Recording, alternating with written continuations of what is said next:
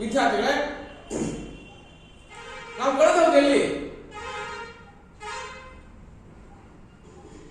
ಕಲಿಕೆ ಮೇಲೆ ಪ್ರಭಾವ ಬೀರುವ ಅಂಶಗಳಲ್ಲಿ ಅವಧಾನ ಕುರಿತು ಅಧ್ಯಯನ ಮಾಡಿದ್ದೀವಿ. ಪ್ರಸ್ತುತ ಅವಧಿಯಲ್ಲಿ ಅದರಲ್ಲಿ ಮತ್ತೊಂದು ಪರಿಕಲ್ಪನೆ ಕಂಡುಕೊಳ್ಳಕ್ಕೆ ಸಾಧ್ಯ ಆದ್ರೆ ಸ್ಮೃತಿ ಅಥವಾ ನೆನಪನ್ನು ನಾವು ಅಧ್ಯಯನ ಮಾಡಬಹುದು. ಹಾಗಾಗಿ ಪ್ರಸ್ತುತ ಅವಧಿಯಲ್ಲಿ ನಾವು ಸ್ಮೃತಿ ಅಥವಾ ನೆನಪಂತ ನಾವೇನು ಕರಿತೀವಿ ಅಥವಾ ಅದಕ್ಕೆ ಇಂಗ್ಲಿಷಲ್ಲಿ ಮೆಮೊರಿ ಅಂತ ಹೇಳ್ತಾರೆ, ಅದರ ಕುರಿತ ನಾವು ವಿಶೇಷವಾಗಿ ಅಧ್ಯಯನವನ್ನು ಮಾಡೋಣ. ವ್ಯಕ್ತಿಯ ವಿಕಾಸದಲ್ಲಿ ಈ ಸ್ಮೃತಿಗೆ ಅತ್ಯಂತ ಮಹತ್ತರವಾದ ಸ್ಥಾನವನ್ನು ನಾವು ನೋಡಬಹುದು. ಒಂದು ವೇಳೆ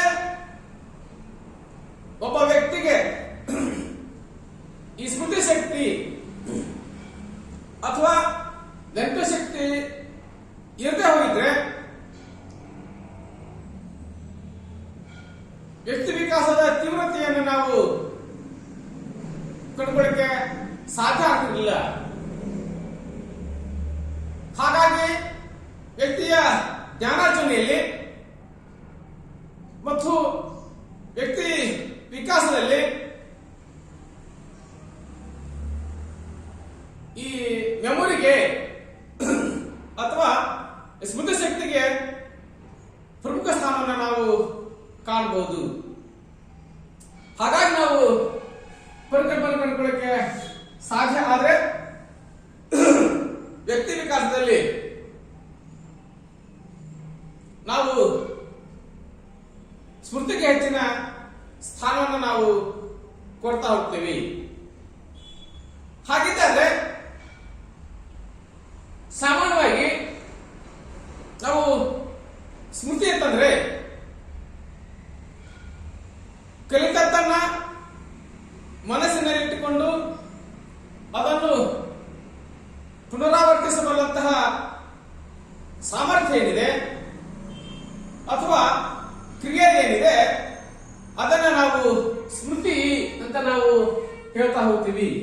ಅಂದ್ರೆ ಕಲಿತದ್ದನ್ನ ನೆನಪಿನಲ್ಲಿಟ್ಟುಕೊಳ್ಳುವ ಮೂಲಕವಾಗಿ ಮತ್ತೆ ಅದನ್ನ ಪುನರಾವರ್ತಿಸಬಲ್ಲಂತಹ ವ್ಯಕ್ತಿಯ ವಿಶಿಷ್ಟ ಸಾಮರ್ಥ್ಯ ಏನಿದೆ ಅದನ್ನ ನಾವು ವಿಶೇಷವಾಗಿ ಸ್ಮೃತಿ ಅಥವಾ ನೆನಪು ಅಥವಾ ಮೆಮೊರಿ ಕಂಡುಕೊಳ್ಳಕ್ಕೆ ಸಾಧ್ಯ ಆಗ್ತಾ ಹೋಗುತ್ತೆ. ಇದು ವ್ಯಕ್ತಿಗೆ ದೈವದತ್ತ ಕೊಡುಗೆ. ಹಾಗಾಗಿ ನಾವು ನೋಡ್ತಾ ಹೋಗ್ತೀವಿ, ಎಲ್ಲರಿಗೂ ಒಂದೇ ರೀತಿಯ ನೆನಪಿನ ಶಕ್ತಿಯನ್ನಾಗಲಿ ಅಥವಾ ಸ್ಮೃತಿ ಶಕ್ತಿಯನ್ನ ಕಂಡುಕೊಳ್ಳಕ್ಕೆ ಸಾಧ್ಯ ಇರುವುದಿಲ್ಲ. ಹಾಗಾಗಿ ನಾವು ಸ್ಮರಣೆಗೆ ನಾವು ಸ್ಮೃತಿಗೆ ನಾವು ಸ್ಮರಣೆ, ನೆನಪು, ಸ್ಮೃತಿ ಧಾರಣೆ ಅಥವಾ ಜ್ಞಾಪಕ ಶಕ್ತಿ ಈ ರೀತಿಯ ಪ್ರತ್ಯೇಕ ಪದಗಳನ್ನು ನಾವು ಕಂಡುಕೊಳ್ಳಕ್ಕೆ ಸಾಧ್ಯ ಆಗಿದೆ. ಸ್ಮರಣೆ ಅಂತಂದ್ರೆ ವ್ಯಕ್ತಿಯ ಜಾಗೃತ ಮನಸ್ಥಿತಿಯಲ್ಲಿರ್ತಕ್ಕಂಥ ಅನುಭವಗಳಿಗೆ ನಾವು ಸ್ಮರಣೆ ಕರೀತಾ ಹೋಗ್ತೀವಿ. ವ್ಯಕ್ತಿಯ ಜಾಗೃತ ಮನಸ್ಥಿತಿಯಲ್ಲಿರ್ತಕ್ಕಂತಹ ಅನುಭವಗಳೇನಿವೆ ಅದನ್ನು ವಿಶೇಷವಾಗಿ ಸ್ಮರಣೆ ಕಂಡುಕೊಳ್ಳಕ್ಕೆ ಸಾಧ್ಯ ಆಗ್ತದೆ. ನೆನಪು ಅಂತಂದ್ರೆ ವಿದ್ಯಾರ್ಥಿಯು ಕಲಿತ ವಿಷಯಗಳನ್ನು ದಾಖಲಿಸಿಕೊಳ್ಳುವುದಕ್ಕೆ ನಾವು ವಿಶೇಷವಾಗಿ ನೆನಪನ್ನು ಕಂಡುಕೊಳ್ಳಕ್ಕೆ ಸಾಧ್ಯ ಆಗ್ತದೆ. ಹಾಗಿದ್ದರೆ ಸ್ಮೃತಿ ಎಂದ್ರೆ ಕಲಿತದ್ದನ್ನ ಉಳಿಸಿಕೊಳ್ತಕ್ಕಂತಹ ಸಾಮರ್ಥ್ಯ.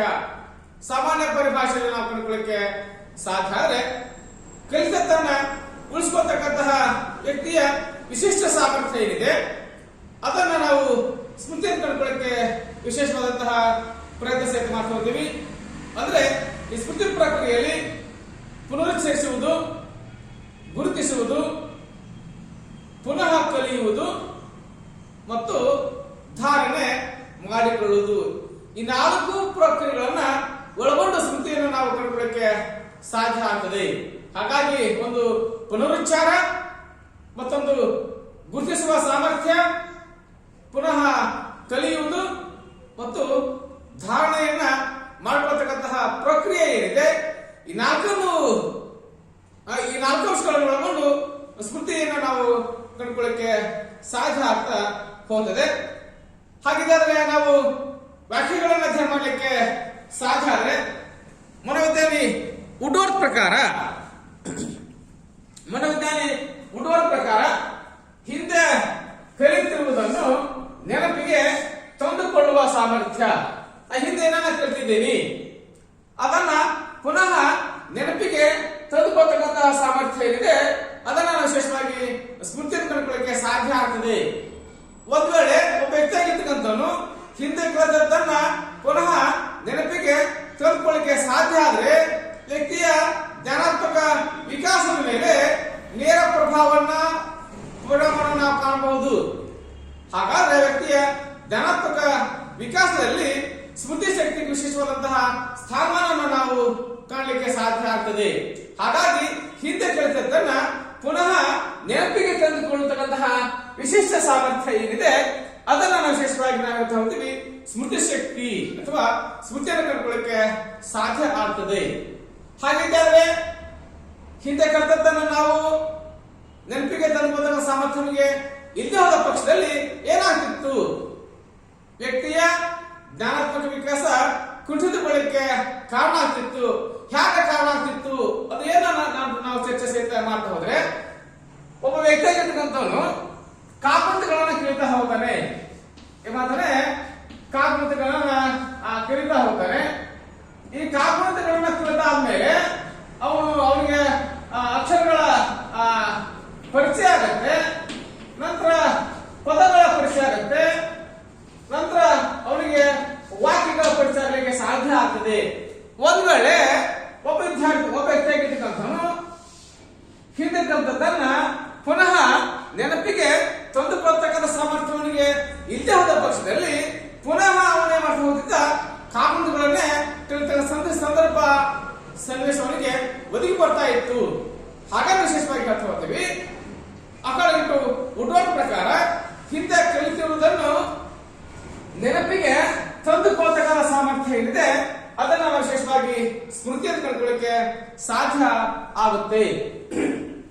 ತದನಂತರದಲ್ಲಿ ಮತ್ತೊಬ್ಬ ಮನೋವಿಜ್ಞಾನಿ ರೈಬರ್ನ್ ಪ್ರಕಾರ ತಮ್ಮ ಅನುಭವಗಳನ್ನು ಸಂಗ್ರಹಿಸಿ ಅಗತ್ಯವಿದ್ದಾಗ ಜಾಗೃತಾವಸ್ಥೆಗೆ ತಂದುಕೊಳ್ಳುವ ಸಾಮರ್ಥ್ಯ.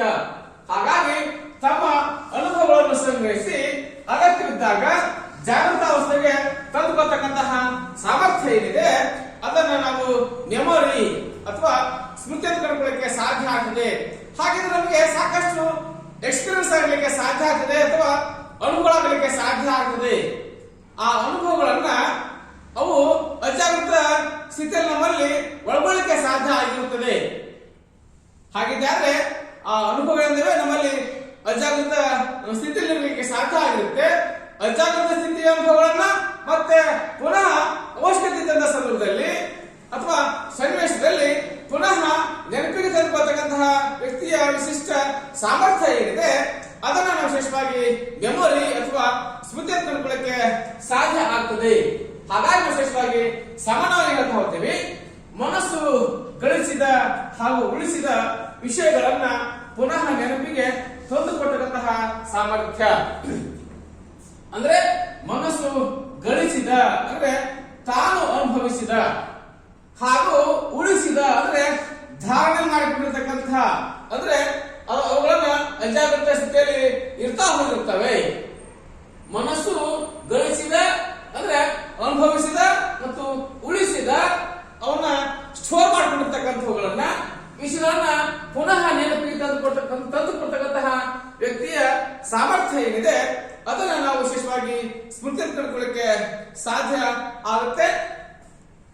ತದನಂತರ ನಾವು ನೋಡ್ತಾ ಹೋಗ್ತೀವಿ ಪ್ರಕಾರಗಳು ಸ್ಮೃತಿಯ ಪ್ರಕಾರ ಕಂಡುಕೊಳ್ಳಕ್ಕೆ ಸಾಧ್ಯ ಆದ್ರೆ ಫಸ್ಟ್ ಒನ್ ಆಗಿ ಇಂದ್ರಿಯ ಸ್ಮೃತಿ. ಹಾಗಿದ್ದಾದ್ರೆ ಇಂದ್ರಿಯ ಸ್ಮೃತಿ ಅಂದ್ರೆ ಏನು? ಒಟ್ಟಿಗಿಂತ ಸೆನ್ಸರಿ ಮೆಮೊರಿ ಕಂಡುಕೊಳ್ಳಕ್ಕೆ ಸಾಧ್ಯ ಆಗ್ತದೆ. ನಾವು ಯಾವುದಾದ್ರೂ ಕೆಲವು ವಸ್ತುಗಳ ಅಥವಾ ವಿಷಯಗಳ ಅನುಭವ ಪಡೆದ ನಂತರ ತಕ್ಷಣವೇ ನಮ್ಮ ಇಂದ್ರಿಯ ವ್ಯವಸ್ಥೆಯಿಂದ ಉದ್ದೀಪನ ಮರ್ಯಾದ ನಂತರವೂ ಮಾಹಿತಿಯ ಪ್ರತಿಬಿಂಬವನ್ನು ಅಲ್ಪ ಕಾಲದವರೆಗೆ ಉಳಿಸಿಕೊಳ್ಳುವುದನ್ನು ನಾವು ವಿಶೇಷವಾಗಿ ಇಂದ್ರಿಯ ಸ್ಮೃತಿ ಅಂತ ಕಂಡುಕೊಳ್ಳಕ್ಕೆ ಸಾಧ್ಯ ಆಗ್ತದೆ. ಹಾಗಾಗಿ ಉದ್ದೀಪನದ ಪ್ರತಿಬಿಂಬ ಏನಿದೆ ಒಂದು ಸೆಕೆಂಡಿಗೂ ಕಡಿಮೆ ಅವಧಿಯವರೆಗೆ ಮಾತ್ರ ಇರೋದನ್ನು ನಾವು ನೋಡ್ತಾ ಹೋಗ್ತೀವಿ. ಹಾಗಾಗಿ ನಾವು ಅದನ್ನು ವಿಶೇಷವಾಗಿ ಸೆನ್ಸರಿ ಮೆಮೊರಿ ಅಥವಾ ಇಂದ್ರಿಯ ಸ್ಮೃತಿ ಕಂಡುಕೊಳ್ಳಕ್ಕೆ ಸಾಧ್ಯ ಆಗ್ತದೆ. ಶಿಕ್ಷಕರ ಧ್ವನಿ ಇರ್ಬೋದು, ಕೋಗಿಲೆಯ ಧ್ವನಿ ಇರ್ಬೋದು, ಈ ರೀತಿಯ ಅನುಭವಗಳನ್ನು ನಾವು ವಿಶೇಷವಾಗಿ ಸೆನ್ಸರಿ ಮೆಮೊರಿ ಅಥವಾ ಇಂದ್ರಿಯ ಸ್ಮೃತಿ ಕಂಡುಕೊಳ್ಳಕ್ಕೆ ಸಾಧ್ಯ ಆಗ್ತಾ ಹೋಗುತ್ತದೆ. ತದನಂತರದಲ್ಲಿ ಅಲ್ಪಕಾಲಿಕ ಸ್ಮೃತಿ, ಶಾರ್ಟ್ ಟೈಮ್ ಮೆಮೊರಿ ಅಂತ ನಾವು ಹೇಳ್ತಾ ಹೋಗ್ತೀವಿ. ನಾವು ಪಡೆದ ಇಂದ್ರಿಯ ಪ್ರತಿಬಿಂಬವನ್ನು ನೆನಪಿನಲ್ಲಿಟ್ಟುಕೊಳ್ಳಬೇಕಾದರೆ ಅದನ್ನು ಅಲ್ಪಕಾಲದ ಸ್ಮೃತಿಗೆ ವರ್ಗಾಯಿಸಬೇಕು. ಆ ಪ್ರತಿಬಿಂಬ ಏನಿದೆ 30 ಸೆಕೆಂಡ್ಸ್ ಅಥವಾ ಅದಕ್ಕಿಂತ ಕಡಿಮೆ ಅವಧಿವರೆಗೆ ಮಾತ್ರ ಉಳಿಸಿಕೊಳ್ಳಿಕ್ಕೆ ಸಾಧ್ಯ ಆಗ್ತದೆ. ಹಾಗಾಗಿ ಇದನ್ನು ನಾವು ತಾತ್ಕಾಲಿಕ ಸಂಘಟನೆ ಅಂತ ಅಥವಾ ಶಾರ್ಟ್ ಟೈಮ್ ಮೆಮೊರಿ ಕಂಡುಕೊಳ್ಳಿಕ್ಕೆ ಸಾಧ್ಯ ಆಗ್ತದೆ. ನಾವು ಹೊಸ ಏರಿಯಾಗಳಿಗೆ ಅಥವಾ ಹೊಸ ಊರುಗಳಿಗೆ ಬರುವ ಸಂದರ್ಭದಲ್ಲಿ ಅಲ್ಲಿದ್ದಂತಹ ಬೀದಿ ಹೆಸರುಗಳನ್ನ, ಆ ರೋಡಿನ ಆ ರಸ್ತೆ ಹೆಸರುಗಳನ್ನ, ಅಲ್ಲಿದ್ದಂತಹ ವ್ಯಕ್ತಿಗಳ ಹೆಸರುಗಳನ್ನ, ಆ ಸರ್ಕಲ್ ಹೆಸರುಗಳನ್ನ ನಾವು ಏನು ಮಾಡ್ತಾ ಹೋಗ್ತೀವಿ ನೆನಪಿಟ್ಟುಕೊಳ್ಳಕ್ಕೆ ಸಾಧ್ಯ ಆಗ್ತದೆ. ಕೆಲಸ ಮುಗಿದ ಮೇಲೆ ಅದನ್ನ ಏನು ಮಾಡ್ತಾ ಹೋಗ್ತೀವಿ ಮರುವಿಗೆ ಕಾರಣ ಆಗಲಿಕ್ಕೆ ಸಾಧ್ಯ ಆಗ್ತದೆ. ಹಾಗಾಗಿ ವಿಶೇಷವಾಗಿ ಹೇಳ್ತಾ ಹೋಗ್ತೀವಿ ಅದನ್ನ ನಾವು ಶಾರ್ಟ್ ಟೈಮ್ ಮೆಮೊರಿ ಕಂಡುಕೊಳ್ಳಕ್ಕೆ ಸಾಧ್ಯ ಆಗ್ತದೆ. ಉದಾಹರಣೆಗೆ ಚಿತ್ರಮಂದಿರದ ಸೀಟ್ ಸಂಖ್ಯೆ, ನಾನು ಫಿಲ್ಮ್ ನೋಡಕ್ ಹೊಂದಿರ್ತೀನಿ, ಟಿಕೆಟ್ ಅನ್ನ ಟೋಕನ್ ತೆಗೆದುಕೊಳ್ತೀನಿ. ಆ ಟೋಕನ್ ಮೇಲೆ ನನಗೆ ಅಲಾಟ್ ಆಗಿರ್ತಕ್ಕಂಥ ಸೀಟ್ ನಂಬರ್ ಇರ್ತದೆ. ನಾನು ಆ ಸೀಟ್ ನಂಬರ್ ಅನ್ನ ಆ ಫಿಲ್ಮ್ ನೋಡುವ ಸೀಟ್ ಸಿಗುವವರೆಗೆ ಮಾತ್ರ ಇಟ್ಕೊಳ್ಳತಕ್ಕಂಥ ಪ್ರಯತ್ನ ಮಾಡ್ತಾ ಹೋಗ್ತೀನಿ. ಸೀಟ್ ಸಿಕ್ಕ ಮೇಲೆ ನನಗೆ ಅದರ ಅಗತ್ಯ ಇಲ್ಲ. ಹಾಗಾಗಿ ಅದನ್ನ ನಾವು ವಿಶೇಷವಾಗಿ ಹೇಳ್ತಾ ಹೋಗ್ತೀವಿ ಅಲ್ಪಕಾಲಿಕ ಸ್ಮೃತಿ ಅಥವಾ ಶಾರ್ಟ್ ಟೈಮ್ ಮೆಮೊರಿ ಕಂಡುಕೊಳ್ಳಕ್ಕೆ ಸಾಧ್ಯ ಸಹಿತ ಆಗ್ತಾ ಹೋಗುತ್ತದೆ. ನೆಕ್ಸ್ಟ್ ಆಗಿ ದೀರ್ಘಕಾಲಿಕ ಸ್ಮೃತಿಯನ್ನು ನಾವು ಅಧ್ಯಯನ ಮಾಡ್ತಾ ಹೋಗ್ತೀವಿ. ಅಂದ್ರೆ ನಾವು ಕಲಿತಂತಹ ವಿಷಯಗಳನ್ನ ನಮ್ಮ ಜೀವನ ಪರ್ಯಂತರವಾಗಿ ಸುಮಾರು ದೀರ್ಘಾವಧಿವರೆಗೂ ಸಹಿತ ನೆನ್ಪಿಡ್ತಕ್ಕಂತಹ ವ್ಯವಸ್ಥೆ ಏನಿದೆ ಅದನ್ನ ನಾವು ವಿಶೇಷವಾಗಿ ದೀರ್ಘಕಾಲಿಕ ಸ್ಮೃತಿ ಕಂಡುಕೊಳ್ಳಕ್ಕೆ ಸಾಧ್ಯ ಆಗ್ತದೆ. ಜೊತೆಗೂ ಶಾಶ್ವತವಾಗಿ ನೆನಪಿಡಲಿಕ್ಕೆ ಸಹಿತ ಸಾಧ್ಯ ಆಗ್ತದೆ. ಅವುಗಳನ್ನು ನಮಗೆ ಅಗತ್ಯವಾದಂತಹ ಸಂದರ್ಭದಲ್ಲಿ ಪುನಃ ನೆನಪಿಡ್ತಕ್ಕಂಥ ನಾವು ಯಶಸ್ವಿ ಆಗ್ತೀವಿ. ಜೊತೆಗೆ ಸಮರ್ಥನಕ್ಕೆ ಸಾಧ್ಯ ಆಗ್ತದೆ. ಹಾಗಾಗಿ ಅದನ್ನ ನಾವು ವಿಶೇಷವಾಗಿ ಹೇಳ್ತಾ ಹೋಗ್ತೀವಿ ದೀರ್ಘಕಾಲಿಕ ಸ್ಮೃತಿ, ಲಾಂಗ್ ಟರ್ಮ್ ಮೆಮೊರಿ ಕಂಡುಕೊಳ್ಳಿಕ್ಕೆ ಸಾಧ್ಯ ಆಗುತ್ತೆ. ಹಾಗಿದ್ದರೆ ನಾವು ದಿನಾಲು ಸಹಿತ ಒಬ್ಬ ಸ್ನೇಹಿತನಿಗೆ ಫೋನ್ ಕರೆಯನ್ನು ಮಾಡ್ತಾ ಹೋಗ್ತೀವಿ. ಆ ನಂಬರ್ ನಾವು ಏನ್ ಮಾಡ್ತೀವಿ ನೆನಪಿಟ್ಟುಕೊಳ್ಳಿಕ್ಕೆ ಸಾಧ್ಯ ಆಗ್ತದೆ. ಹಾಗಾಗಿ ದಿನಾಲು ಸಹಿತ ನಾವು ನಂಬರ್ ಇಟ್ಟುಕೊಳ್ಳಿಕ್ಕೆ ಫೋನ್ ಮಾಡ್ಲಿಕ್ಕೆ ಸಾಧ್ಯ ಆಗಿರುತ್ತೆ. ಆ ನಂಬರ್ ಅನ್ನ ನಾವು ಏನ್ ಮಾಡ್ತೀವಿ ಜೊತೆಗೆ ನಮ್ಮ ನಂಬರ್ ಅನ್ನ ನಾವು ಏನ್ ಮಾಡ್ತೀವಿ ನೆನಪಿಟ್ಟುಕೊಳ್ಳಿಕ್ಕೆ ಪ್ರಯತ್ನ ಸಹಿತ ಮಾಡ್ತಾ ಹೋಗ್ತೀವಿ. ಹೀಗೆ ನಾವು ಹೇಳ್ತಾ ಹೋಗ್ತೀವಿ ಒಂದು ಸ್ಮೃತಿ ಏನಿದೆ, ಒಂದು ವಿಷಯ ಏನಿದೆ ದೀರ್ಘಕಾಲದವರೆಗೆ ಅಥವಾ ಶಾಶ್ವತವಾಗಿ ನೆನಪಿಡ್ಲಿಕ್ಕೆ ಕಾರಣ ಆಗತಕ್ಕಂತಹ ಅಂಶ ಏನಿದೆ ಅದನ್ನು ನಾವು ದೀರ್ಘಕಾಲಿಕ ಸ್ಮೃತಿ ಕಂಡುಕೊಳ್ಳಿಕ್ಕೆ ಸಾಧ್ಯ ಆಗ್ತಾ ಹೋಗ್ತದೆ. ನೆಕ್ಸ್ಟ್ ಪ್ರಭಾವಿಕರಂತಹ ಅಂಶಗಳು ವಿಶೇಷವಾಗಿ ನಾವು ಚರ್ಚೆ ಮಾಡ್ತಾ ಹೋದಂತೆ ಅದರಲ್ಲಿ ಪ್ರಮುಖವಾಗಿ ವೈಯಕ್ತಿಕ ಭಿನ್ನತೆ, ಇಂಡಿವಿಜುವಲ್ ಡಿಫರೆನ್ಸಸ್ ಅನ್ನು ನಾವು ನೋಡಬಹುದು. ಹಾಗಿದ್ದರೆ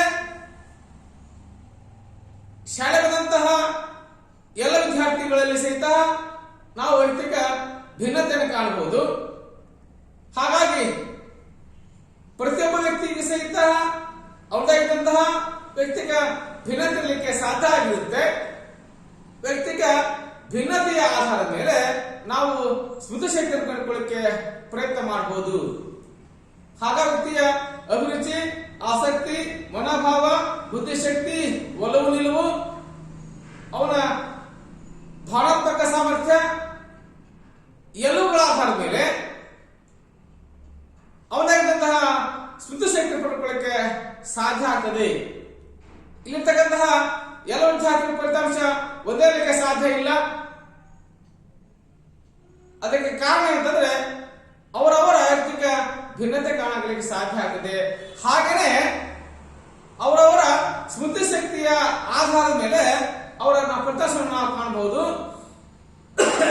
ಹಾಗಾಗಿ ಮೆಮೊರಿ ಪವರ್ ಸಹಿತ ಸ್ಮೃತಿ ಶಕ್ತಿ ಸಹಿತ ವೈಯಕ್ತಿಕ ಭಿನ್ನತೆಯ ಆಧಾರದ ಮೇಲೆ ಕಾಣೋದನ್ನು ನಾವು ಚರ್ಚೆ ಮಾಡ್ತಾ ಹೋಗ್ತೀವಿ. ಹಾಗಾಗಿ ವೈಯಕ್ತಿಕ ಭಿನ್ನತೆಯ ಆಧಾರದ ಮೇಲೆ ನಾವು ಒಬ್ಬ ವ್ಯಕ್ತಿಯ ಸ್ಮೃತಿ ಶಕ್ತಿಯನ್ನ ಕಂಡುಕೊಳ್ಳಿಕ್ಕೆ ಪ್ರಯತ್ನ ಸಹಿತ ಮಾಡಬಹುದು. ಇನ್ನು ಆಸಕ್ತಿ, ಸ್ಮೃತಿ ಹೆಚ್ಚಾದಕ್ಕೆ ಆಸಕ್ತಿ ಅತ್ಯಂತ ಅವಶ್ಯಕ. ಕಲಿಕೆಯಲ್ಲಿ ಯಾರು ಆಸಕ್ತಿಯಿಂದ ಸ್ವಯಂ ಪ್ರೇರಣೆಯಿಂದ ಆಕ್ಟಿವ್ ಆಗಲಿಕ್ಕೆ ಸಾಧ್ಯ ಆಗ್ತದೆ ಅವರಲ್ಲಿ ಹೆಚ್ಚಿನ ಸ್ಮೃತಿ ಶಕ್ತಿಯನ್ನು ನಾವು ನೋಡಬಹುದು. ಯಾರು ಸ್ವಯಂ ಪ್ರೇರಣೆಯಿಂದ ಪಾಲ್ಗೊಳ್ಳಕ್ಕೆ ಸಾಧ್ಯ ಇಲ್ಲ, ಆಸಕ್ತಿಯಿಂದ ಕಲಿಕೆಯಲ್ಲಿ ಪಾಲ್ಗೊಳ್ಳಕ್ಕೆ ಸಾಧ್ಯ ಆಗುವುದಿಲ್ಲ, ಅವರಲ್ಲಿ ಸ್ವಲ್ಪ ಪ್ರಮಾಣದ ಅಥವಾ ಕಡಿಮೆ ಪ್ರಮಾಣದ ಸ್ಮೃತಿ ಶಕ್ತಿಯನ್ನು ನಾವು ಕಾಣಬಹುದು. ಹಾಗಾಗಿ ಆಸಕ್ತಿ ಸಹಿತ ನಮಗೆ ಅತ್ಯಂತ ಅವಶ್ಯಕ. ಹಾಗಾಗಿ ಯಾವ ವಿಷಯದ ಕಲಿಕೆಯಲ್ಲಿ ನಮಗೆ ಆಸಕ್ತಿ ಹೆಚ್ಚಾಗಲಿಕ್ಕೆ ಸಾಧ್ಯ ಆಗ್ತದೆ ಆ ವಿಷಯ ನಮ್ಮಲ್ಲಿ ದೀರ್ಘಕಾಲದವರೆಗೆ ನೆಲೆಗೊಳ್ಳಲಿಕ್ಕೆ ಅಥವಾ ಹೆಚ್ಚಿನ ಮಟ್ಟದ ಧಾರಣ ಆಗಲಿಕ್ಕೆ ಸಾಧ್ಯ ಆಗ್ತದೆ. ನಮಗೆ ಯಾವುದು ಆಸಕ್ತಿ ಇಲ್ವೋ, ನಮ್ಗೆ ಯಾವುದು ಸಂತೋಷವನ್ನು ಕೊಡಲಿಕ್ಕೆ ಸಾಧ್ಯ ಇಲ್ಲವೋ ಆ ವಿಷಯ ನಮಗೆ ಹೆಚ್ಚಿನ ಕಾಲದವರೆಗೆ ದೀರ್ಘಕಾಲದವರೆಗೆ ಧಾರಣೆ ಆಗೋದಕ್ಕಾಗಲಿ ಅಥವಾ ನೆನಪಲ್ಲಿ ಉಳಿಲಿಕ್ಕೆ ಸಾಧ್ಯ ಇಲ್ಲ. ನಮ್ಮ ವಿದ್ಯಾರ್ಥಿಗಳಿಗೆ ಪಠ್ಯ ವಿಷಯ ನೆನಪಲಿಕ್ಕೆ ಸಾಧ್ಯ ಇಲ್ಲ, ಆದರೆ ಕ್ರಿಕೆಟ್ ಆಟಗಾರರ ಹೆಸರು, ಅವ್ರು ಎಷ್ಟು ಸೆಂಚುರಿ ಹೊಡೆದಾರೆ, ಎಷ್ಟು ಕ್ಯಾಚ್ ಇದ್ದಾರೆ, ಎಲ್ಲರೂ ಸಹಿತ ನಮಗೆ ನೆನಪಲಿಕ್ಕೆ ಸಾಧ್ಯ ಆಗ್ತದೆ. ಕಾರಣ ಏನು? ವಿದ್ಯಾರ್ಥಿಗೆ ತನ್ನ ಪಠ್ಯ ವಿಷಯದಲ್ಲಿ ಹೆಚ್ಚಿನ ಆಸಕ್ತಿ ಇಲ್ಲ. ಆದರೆ ಕ್ರಿಕೆಟ್ ಅನ್ನು ನೋಡ್ಬೇಕಾದ್ರೆ ವಿದ್ಯಾರ್ಥಿ ಸ್ವಯಂ ಪ್ರೇರಣೆಯಿಂದ ಆ ಚಟುವಟಿಕೆಯಲ್ಲಿ ಪಾಲ್ಗೊಳ್ತಾನೆ.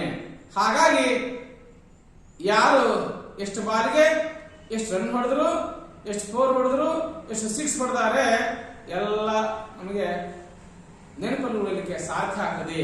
ಹಾಗಾಗಿ ನಮ್ದಾಗಿರುವಂತಹ ಸ್ಮೃತಿ ಮೇಲೆ ಪ್ರಭಾವ ಬೀರುವಂತಹ ಅಂಶಗಳಲ್ಲಿ ಆಸಕ್ತಿ ಸಹಿತ ಪ್ರಮುಖ ಪಾತ್ರವನ್ನು ನಾವು ವಿಶೇಷವಾಗಿ ಕಾಣಬಹುದು. ಇನ್ನ ಅಭಿಪ್ರೇರಣೆ ನಾವು ಚರ್ಚೆ ಮಾಡ್ತಾ ಹೋದಂತೆ ವಿಶೇಷವಾಗಿ ನಾವು ಕೇವಲ ಪರೀಕ್ಷಾ ದೃಷ್ಟಿಯಿಂದ ಕಲಿಕೆಗೆ ನಾವು ಮನಸ್ಸನ್ನು ಮಾಡಿದ್ರೆ ಅದು ಹೆಚ್ಚಿನ ಕಾಲದವರೆಗೆ ನಮಗೆ ನೆನಪಿಡಲಿಕ್ಕೆ ಸಾಧ್ಯ ಇಲ್ಲ.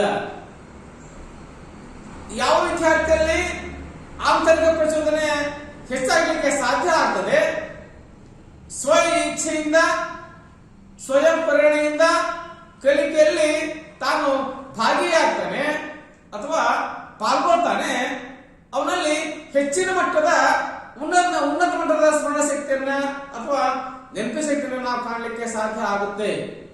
ಹಾಗಾಗಿ ಬಾಹ್ಯ ಪ್ರಚೋದನೆಗಳಿಗಿದ್ರು ಸಹಿತ ಆಂತರಿಕ ಪ್ರಚೋದನೆಯಲ್ಲಿ ಮಹತ್ತರ ಪಾತ್ರ ವಹಿಸಲಿಕ್ಕೆ ಸಾಧ್ಯ ಆಗ್ತದೆ.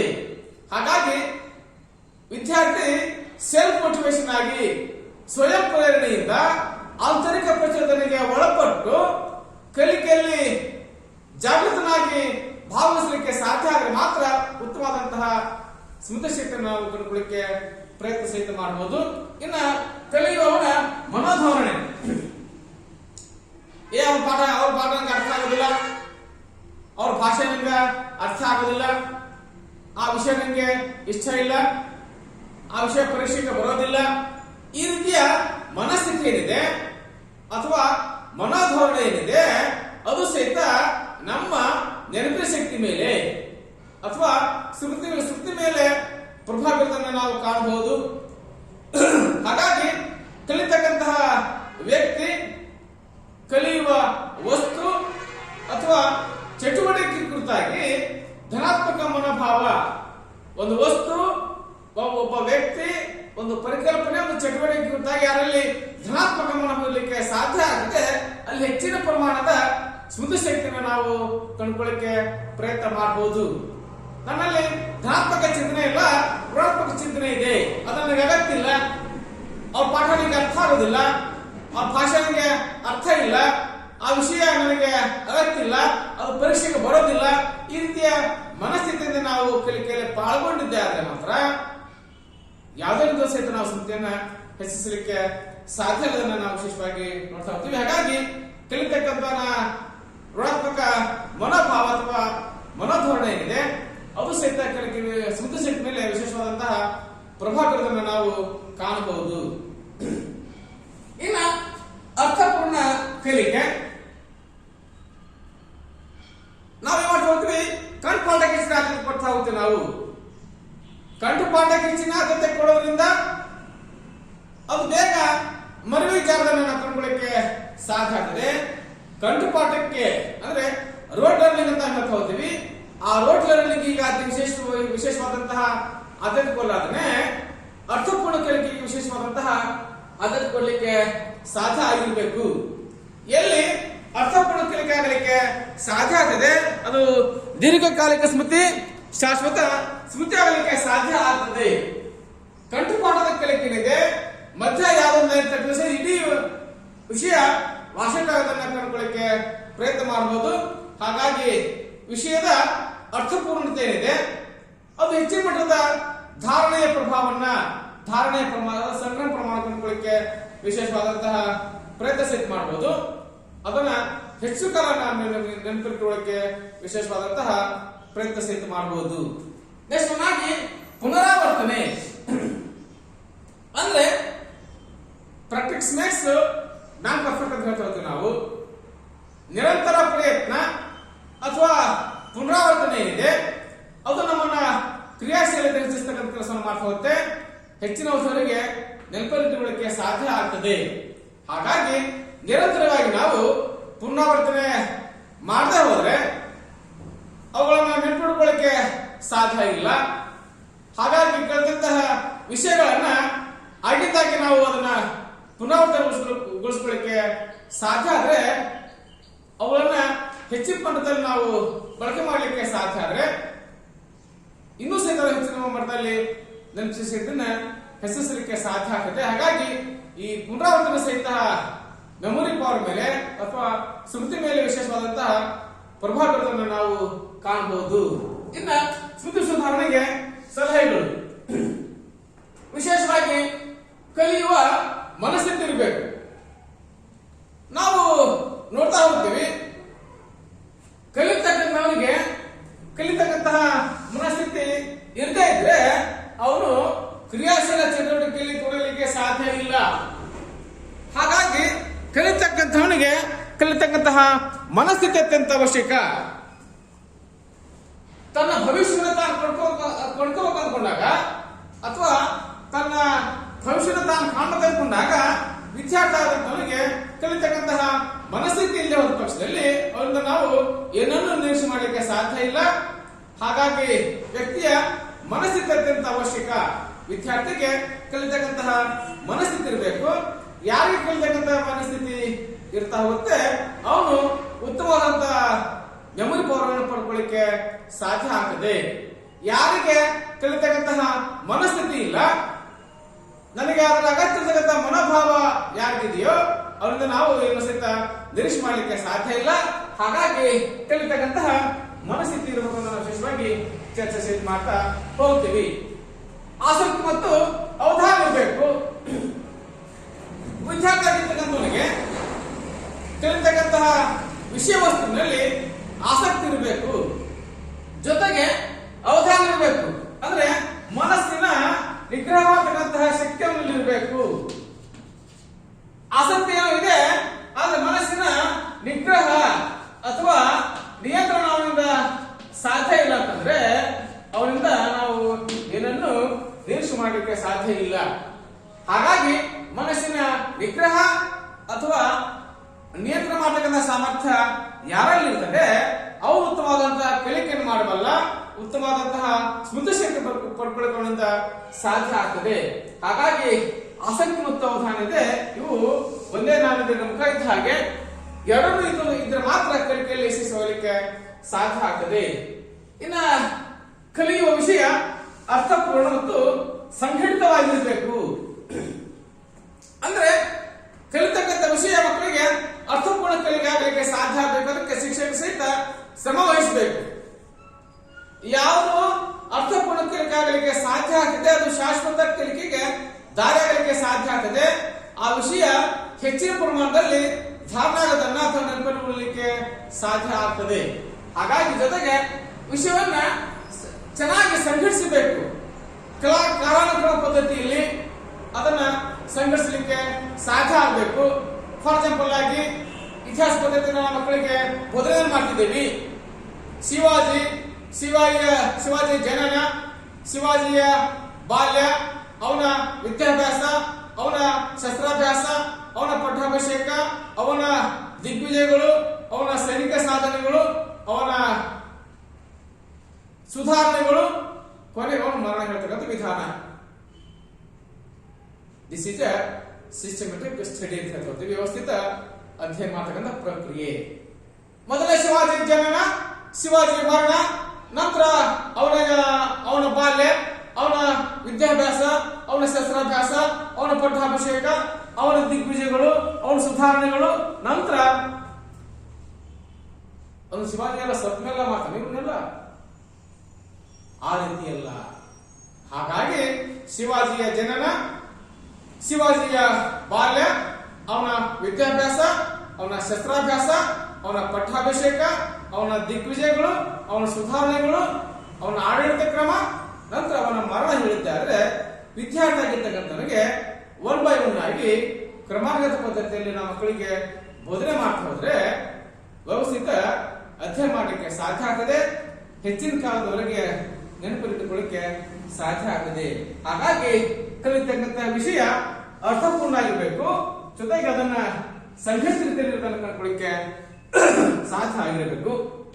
ಇನ್ನ ನೆನಪಿಡ್ಲಿಕ್ಕೆ ತಂತ್ರಗಳನ್ನ ಬಳಕೆ ಮಾಡಬೇಕು.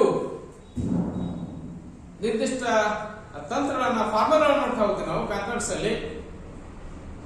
ಹಾಗೆ ನಾವು ನಮ್ತಾ ಇದ್ದಂತಹ ಈ ಬಣ್ಣಗಳನ್ನ ಕಂಡುಕೊಳ್ಳಿಕ್ಕೆ ಸಾಧ್ಯ ಆಗ್ತದೆ. ಹಾಗಾಗಿ ನಾವು ನಿರ್ದಿಷ್ಟವಾದಂತಹ ಸೂತ್ರಗಳನ್ನ ಹೇಳಬೇಕಾದಾಗ ಆ ಸೂತ್ರಗಳನ್ನ ನಾವು ಬಳಕೆ ಮಾಡೋದನ್ನು ಕಂಡುಕೊಳ್ಳಿಕ್ಕೆ ಸಾಧ್ಯ ಆಗ್ತದೆ. ಹಾಗಾಗಿ ಆ ಸೂತ್ರಗಳನ್ನ ಬಳಕೆ ಮಾಡಿಕೊಳ್ಳೋದ್ರಿಂದ ಅದು ಹೆಚ್ಚಿನ ಕಾಲದವರೆಗೆ ನಮಗೆ ನೆನಪಿಡ್ಲಿಕ್ಕೆ ಸಾಧ್ಯ ಆಗ್ತದೆ.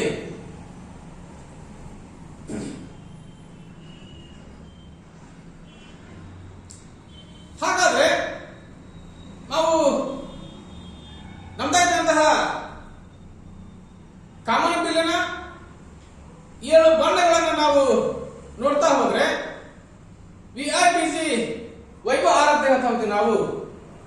ಏನು VIBC WOR, this is a formula. ಹಾಗಾದ್ರೆ ವಿ ಅಂದ್ರೆ ವೈಲೆಟ್, ಇ ಅಂದ್ರೆ ಇಂಡಿಗೋ, ಡಿ ಅಂದ್ರೆ ಬ್ಲೂ, ಜಿ ಅಂದ್ರೆ ಗ್ರೀನ್, ವೈ ಅಂದ್ರೆ ಯೆಲ್ಲೋ, ಓ ಅಂದ್ರೆ ಆರೆಂಜ್, ರೆಡ್. ಹೀಗೆ ನಾವು ಕಾಮನಬಿಲ್ಲಿನ 7 ಬಣ್ಣಗಳನ್ನ ಮೊದಲಿನ ಆಲ್ಫಾಬೆಟ್ಸ್ ಅನ್ನ ನಾವು ತೆಗೆದುಕೊಂಡು ಒಂದು ಸೂತ್ರವನ್ನು ನಾವು ರಚನೆ ಮಾಡಲಿಕ್ಕೆ ಸಾಧ್ಯ ಆಗಿರಬೇಕು. ಹಾಗಾಗಿ ನಾವು ನೋಡ್ತಾ ಹೋಗ್ತೀವಿ. ವಿ ಮೀನ್ಸ್ ವೈಲೆಟ್ ಅಂತ ಹೇಳ್ತಾ ಹೋಗ್ತೀವಿ ನಾವು, ನೇರಳೆ ಬಣ್ಣ. ಐ ಮೀನ್ಸ್ ಇಂಡಿಗೋ, ತಿಳಿ ನೀಲಿ. B means blue. G means green. Y means yellow. O means orange. R means red ಅಂತ ನಾವು ವಿದ್ಯಾರ್ಥಿಗೆ 7 ಬಣ್ಣಗಳನ್ನು ನೆನಪಿಟ್ಟುಕೊಳ್ಳಕ್ಕೆ ಸಾಧ್ಯ ಆಗದ ಪಕ್ಷದಲ್ಲಿ ಆ ಬಣ್ಣದ ಮೊದಲಿನ ಅಕ್ಷರವನ್ನು ತೆಗೆದುಕೊಂಡು ಒಂದು ಸೂತ್ರವನ್ನು ಮಾಡಲಿಕ್ಕೆ ಸಾಧ್ಯ ಆದ್ರೆ VIVGYOR. ಈ 7 ಅಕ್ಷರಗಳನ್ನು ನಾವು ನೆನಪಲ್ಲಿ ಇಟ್ಟುಕೊಳ್ಳುವ ಮೂಲಕವಾಗಿ ನಾವು 7 ಬಣ್ಣಗಳನ್ನು ನಾವು ಗುರುತಿಸಲಿಕ್ಕೆ ಸಾಧ್ಯ ಆಗ್ತದೆ. ಹಾಗಾಗಿ V for violet, I for indigo, B for blue, G for green, Y for yellow, O for orange, R for red. ಹೀಗೆ ನಾವು ಮಾಡ್ಕೋಬೇಕು. ನಿರ್ದಿಷ್ಟವಾದಂತಹ ಸೂತ್ರಗಳನ್ನು ಬಳಕೆ ಮಾಡ್ಕೊಳ್ಳಿಕ್ಕೆ ಸಾಧ್ಯ ಆದ್ರೆ ನಾವು ವಿದ್ಯಾರ್ಥಿಗೆ ಹೆಚ್ಚಿನ ಮಟ್ಟದ ನೆನಪು ಶಕ್ತಿಯನ್ನು ಕಂಡುಕೊಳ್ಳಿಕ್ಕೆ ಪ್ರಯತ್ನ ಸಹಿತ ಮಾಡಬಹುದು. ಇನ್ನ ಪ್ರಶ್ನೋತ್ತರ ವಿಧಾನ. ವಿದ್ಯಾರ್ಥಿ ಪಾಠದ ಕೊನೆಗೆ ಶಿಕ್ಷಕ ಪ್ರಶ್ನೆ ವಿಧಾನವನ್ನು ಬಳಕೆ ಮಾಡಲಿಕ್ಕೆ ಪ್ರಯತ್ನ ಮಾಡ್ತಾ ಹೋದ್ರೆ ವಿದ್ಯಾರ್ಥಿ ಮಾಡ್ತಾ ಹೋಗ್ತಾನೆ ಆಸಕ್ತಿಯಿಂದ ಕಲಿಕೆಯಲ್ಲಿ ಪಾಲ್ಗೊಳ್ತಾನೆ. ಜೊತೆಗೆ ಮನಸ್ಸಿನ ನೇತ್ರ ಮಾಡ್ತಕ್ಕಂಥ ಕೆಲಸವನ್ನು ಮಾಡ್ತಾ ಹೋಗ್ತಾನೆ. ಹಾಗಾಗಿ ವಿದ್ಯಾರ್ಥಿಗೆ ಪಾಠದ ಕೊನೆಯಲ್ಲಿ ಶಿಕ್ಷಕ ಆದಷ್ಟು ಮಟ್ಟಿಗೆ ಪ್ರಶ್ನೋತ್ತರ ವಿಧಾನವನ್ನು ಬಳಕೆ ಮಾಡ್ಕೊಳ್ಳಿಕ್ಕೆ ಸಾಧ್ಯ ಆಗಬೇಕು. ಇನ್ನ ದೃಕ್ಶ್ರವಣ ಸಾಧನಗಳ ಬಳಕೆ. ಶಿಕ್ಷಕ ತನ್ನ ಪಾಠಕ್ಕೆ ತಕ್ಕಷ್ಟು, ಸನ್ನಿವೇಶಕ್ಕೆ ತಕ್ಕಷ್ಟು, ಅಗತ್ಯಕ್ಕೆ ತಕ್ಕಷ್ಟು ಆಡಿಯೋ ವಿಜುವಲ್ ಏಡ್ಸ್ಗಳನ್ನ ಅಥವಾ ದೃಕ್ ಶ್ರವಣ ಸಾಧನಗಳನ್ನ, ಅಟಾಸ್ಗಳನ್ನ, ಗ್ಲೋಬ್ಗಳನ್ನ, ಮ್ಯಾಪ್ಗಳನ್ನ, ಟಿವಿಗಳನ್ನ, ರೇಡಿಯೋ, ಟೇಪ್ ರೆಕಾರ್ಡರ್, ಲ್ಯಾಪ್ಟಾಪ್ಸ್, ಕಂಪ್ಯೂಟರ್ಗಳನ್ನ ಬಳಕೆ ಮಾಡಿಕೊಂಡು ಶಿಕ್ಷಕ ಪಾಠ ಬೋಧನೆ ಮಾಡಿದ್ರೆ ವಿದ್ಯಾರ್ಥಿಗೆ ಒಂದು ಉತ್ತಮವಾದಂತಹ ಅನುಭವವನ್ನು ಕೊಡ್ತಾ ಹೋಗುತ್ತೆ ಮತ್ತು ವಿಷಯ ವಸ್ತು, ಪಠ್ಯ ವಸ್ತು ಅದರಿಂದ ದೀರ್ಘಕಾಲದವರೆಗೆ ಅವರಿಗೆ ನೆನಪನ್ನು ಉಳಿಲಿಕ್ಕೆ ಸಾಧ್ಯ ಆಗಿದೆ. ಇನ್ನ ಕಲಿಯುವವನ ದೈಹಿಕ ಮತ್ತು ಮಾನಸಿಕ ಸ್ಥಿತಿ ಇದು ಅತ್ಯಂತ ಅವಶ್ಯಕ. ವಿದ್ಯಾರ್ಥಿಯ ಅನಾರೋಗ್ಯ, ಅವನ ಮಾನಸಿಕ ಆಘಾತಗಳು, ಜೊತೆಗೆ ಅವನ ದೈಹಿಕ ಸಾಮರ್ಥ್ಯ, ಅವನ ಹಸಿವು, ಅವನ ಬಾಯಾರಿಕೆ, ಅವನ ನಿದ್ದೆ ಎಲ್ಲೂ ಸಹಿತ ವ್ಯಕ್ತಿಯ ಸ್ಮೃತಿ ಶಕ್ತಿ ಮೇಲೆ ವಿಶೇಷವಾದಂತಹ ಪ್ರಭಾವ ಬೀರಲಿಕ್ಕೆ ಸಾಧ್ಯ ಆಗ್ತದೆ. ಹಾಗಾಗಿ ಕಲಿಯುವವನ ದೈಹಿಕ ಮತ್ತು ಮಾನಸಿಕ ಸ್ಥಿತಿಗತಿ ಸಹಿತ ಅತ್ಯಂತ ಅವಶ್ಯಕತೆ ನಾವು ವಿಶೇಷವಾಗಿ ನೋಡಬಹುದು. ಇನ್ನು ಕೆಲಸದ ಬದಲಾವಣೆ ಮತ್ತು ವಿಶ್ರಾಂತಿ. ನಿರಂತರ ನಾವು ಚಟುವಟಿಕೆಯಲ್ಲಿ ತೊಡಗೋದ್ರಿಂದ ಹೆಚ್ಚಿನ ಮಟ್ಟದ ನಮಗೆ ನೆನಪು ಶಕ್ತಿ ಉಂಟಾಗಲಿಕ್ಕೆ ಸಾಧ್ಯ ಇಲ್ಲ. ಹಾಗಾಗಿ ನಿರಂತರವಾಗಿ ಕ್ರಿಯಾಶೀಲ ಚಟುವಟಿಕೆಯಲ್ಲಿ ತೊಡಲಿಕ್ಕೆ ಸಾಧ್ಯ ಆಗಲಾರ್ದೇ ವಿದ್ಯಾರ್ಥಿಗಳು ಸ್ವಲ್ಪ ವಿಶ್ರಾಂತಿಯನ್ನು ಕೊಡುವ ಮೂಲಕವಾಗಿ ಹೆಚ್ಚಿನ ಮಟ್ಟದ ನಾವು ನೆನಪು ಉಂಟು ಮಾಡಲಿಕ್ಕೆ ಸಾಧ್ಯ ಆಗ್ತದೆ.